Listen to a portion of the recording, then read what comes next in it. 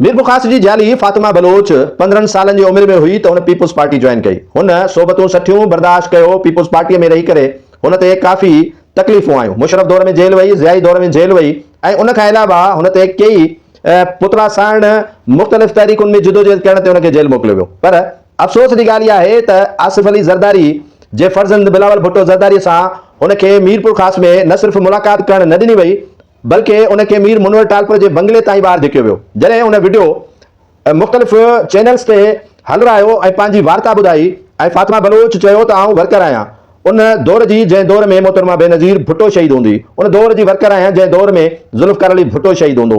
मां उन दौर जी वर्कर आहियां जंहिं दौर में मोहतरमा बेनज़ीर भुट्टो तोक़ीर फातिमा सुमरो जेका सिंध जी सदर हुई, अलील बीमार थियण खां पोइ हुन जे लाइ फ़ैसिलो कयो त इहा ई सिंध जी सदर रहंदी जेसीं ताईं अल्लाह ताला खे प्यारी नथी थिए। अलीला भले हुजे पर सिंध जी सदर इहा रहंदी।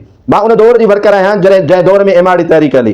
फातिमा बलोच चवे थी त मुंहिंजो कसूर कहिड़ो आहे जो जुनैद जेडी अमीर मुनवर टालपुर ऐं हिक ॿिए मेमण जो नालो खणे थी उहे मुलाक़ात नथा कराइनि। सो फातिमा बलोच लाइ अर्ज़ु आहे त फातिमा बलोच साहिबा पीपुल्स पार्टी उहा नाहे जेका तव्हां तसवर में रखी वेठा आहियो। पीपुल्स पार्टी उहा नाहे जेका बेनज़ीर भुट्टो जी पीपुल्स पार्टी हुई। पीपुल्स पार्टी उहा नाहे जेका शहीदनि जी जमायत हुई। हिन में जेतिरो वाठो, जेतिरो इन्वेस्टर, जेतिरो पैसा ख़र्च कंदड़ ऐं जेतिरो कमाए ॾींदड़ हूंदो उहो ई पीपुल्स पार्टीअ जो हक़ीक़ी जैलो ऐं वर्कर हूंदो। बाक़ी तव्हां जहिड़ा वर्कर जेके आम वर्कर आहिनि उहे अंदर ई अंदर में सड़नि था, अंदर ई अंदर में बाहि वांगुरु पचनि था पर बिड़क बि ॿाहिरि नथा कढनि। तव्हांजी ज़रूरत खे वरी बि सलाम आहे जो तव्हां इहो एहतजाज रिकॉर्ड करायो ऐं एहतजाज खां पोइ तव्हांजे मथे ते मीर मुनवर टालपुर अची हथु रखियो त ग़लतफ़हमी थी आहे।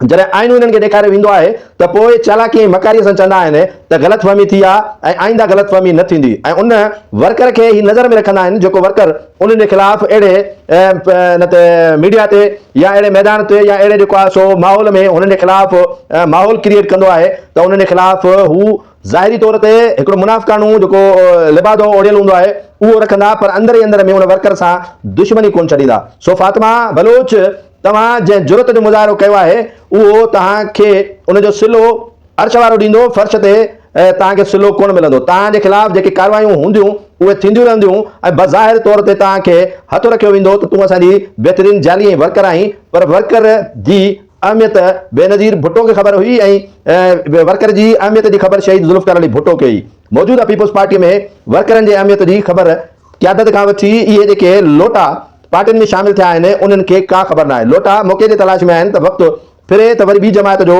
पासो वठूं। बाक़ी हक़ीक़ी वर्कर अदी फातिमा बलोच तो वांगुरु दरपदर आहे। तो वांगुरु ई उन्हनि खे अहमियत कोन्हे का, तो वांगुरु ई उन्हनि खे रस्ता रोक कई थी वञे, तो वांगुरु उन्हनि खे मुलाक़ात करणु नथी ॾिनी वञे ऐं तो वांगुरु ई उनखे क़यादत खां परे रखियो वञे थो।